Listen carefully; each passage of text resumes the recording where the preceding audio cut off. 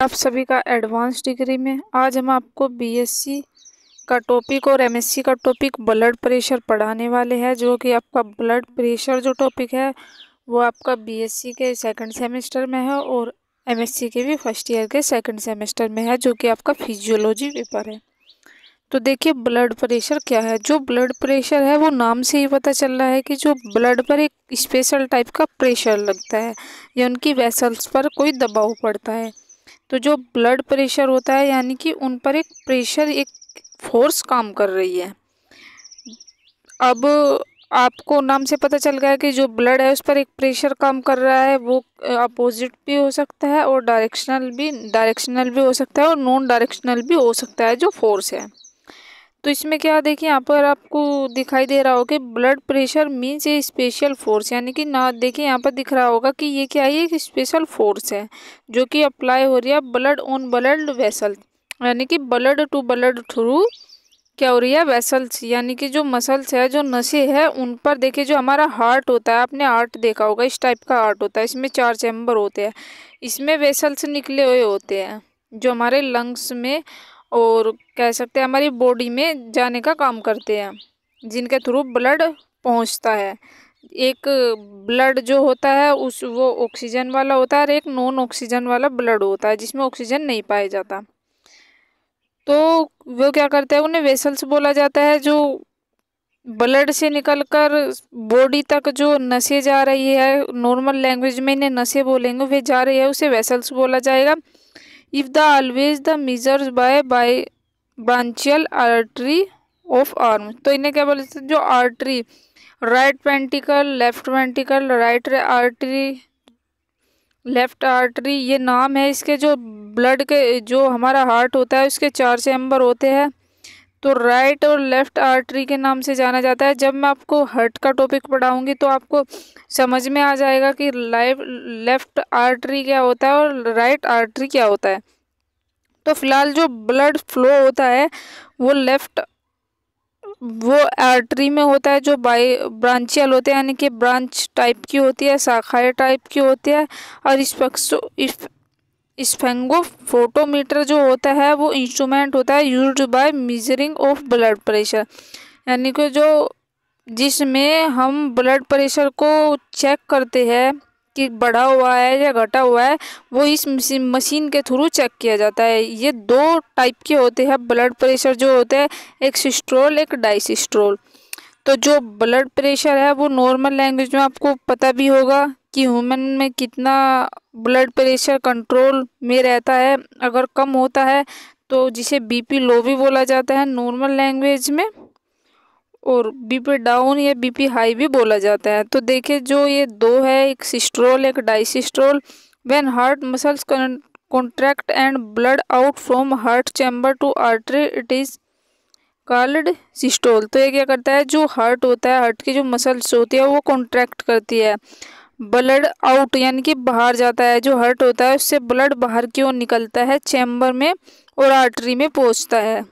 जो डायसिस्टोल होता है, when heart muscles relaxes and heart chamber again refills in known as the diastole, यानी कि इसमें क्या होता है, इसमें धीरे धीरे फ्लो करता है, हार्ट चैम्बर हो जाता है, यानी कि वो पंप करता है ऊपर सिस्टोल में, इसमें डायसिस्टोल में धीरे धीरे पंप करने का काम करता है।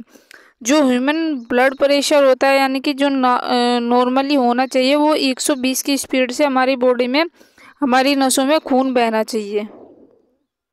और जो हाई ब्लड प्रेशर होता है वो 130 से 139 होना चाहिए। और जो हाइपर टेंशन स्टेज होगी वो फैक्टर अफेक्टिंग ब्लड प्रेशर। तो देखिए जिसका नॉर्मल ब्लड प्रेशर होगा वो 120 होना चाहिए, और कह सकते हैं जिसे ज़्यादा हो रहा है वो 130 से 139 के बीच में होना चाहिए। अब फैक्टर अफेक्टिंग ब्लड प्रेशर, तो जो हाइपरटेंशन है ये एज, ओबेसिटी, मेडिसिन, यानी कि इन्हें ये देना चाहिए, ये हो सकती है इनकी वजह से।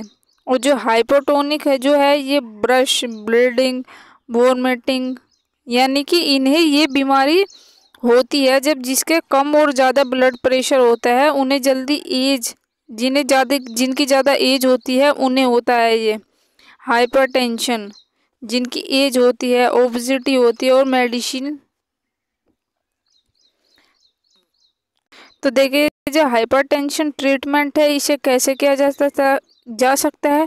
एमिलोडाइफाइन बेस्टिलेट के थ्रू किया जा सकता है। This medicine bands the calcium channels होते हैं वो blood vessels and stop the entry of calcium in artery. तो क्या होता है, जो कैल्शियम होता है वो आर्टरी में स्टॉप किया जाता है और एंटर होता है ये कैल्शियम। कुछ चैनल्स होते हैं, due to this reason artery increase blood flow and normal blood pressure. तो क्या होता है, ये जो आर्टरी होती है इसमें क्या होता है, कभी कभी इंक्रीज होता है, कभी कभी यानी कि कभी कभी जो ब्लड होता है उसकी जो मात्रा होती है वो बढ़ती है और कभी कभी घटने का काम करती है जो ब्लड प्रेशर होता है। अब इसकी स्ट्रक्चर ऑफ ब्लड प्रेशर देखेंगे कि कैसे दिखाई देती है स्ट्रक्चर।